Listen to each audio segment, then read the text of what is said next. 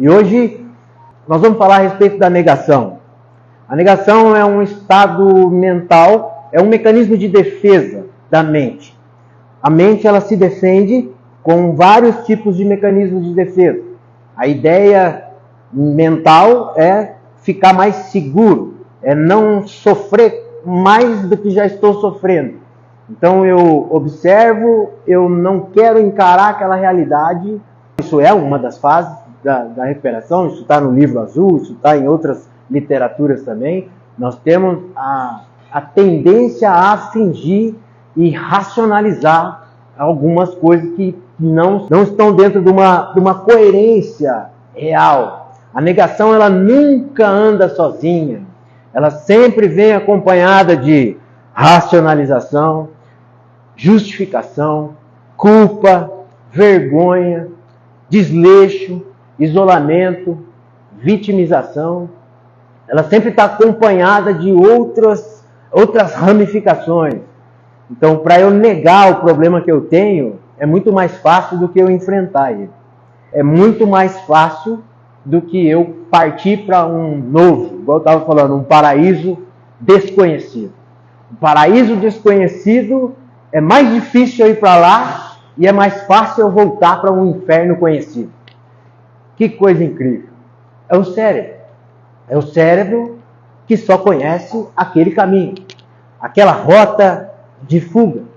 A minha rota de fuga de realidade era a bebida. Eu precisava entender que aquilo lá estava acontecendo. Só que, além disso, eu precisava ir além disso para saber por que eu estava fazendo aquilo comigo.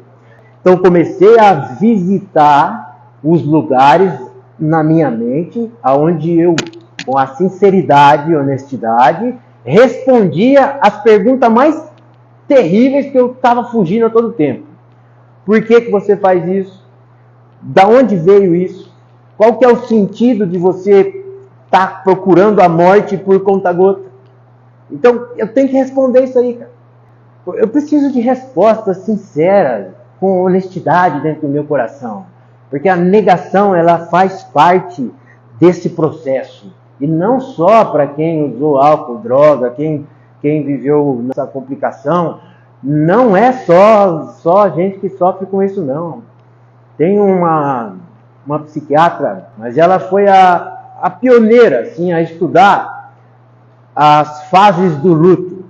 Lá em 1969, ela começou a estudar os pacientes dela que estavam em estágio terminal. Ela chama Elizabeth Kubler-Ross.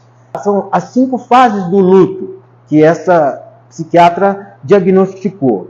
É uma reação psíquica que cada paciente em estado terminal possuía. Então virou um padrão. A negação, a raiva, a negociação, a depressão e a aceitação. E não só nessa sequência, oscila.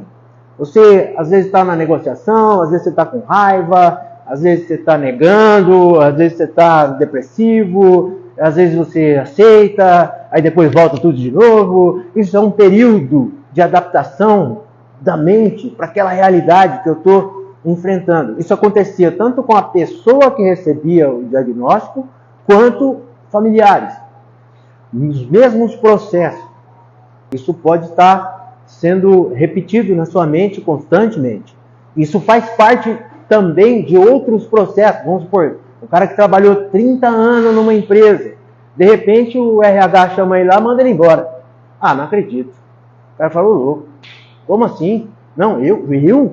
Cara, conheço tudo aqui, sei tudo aqui. Não é possível. Até o cara aceitar essa realidade, até ele vai lá, ele tenta falar com o patrão, com o chefe, com o outro, com o gerente, com todo mundo. Ele entra nesse mesmo processo, porque não se conforma.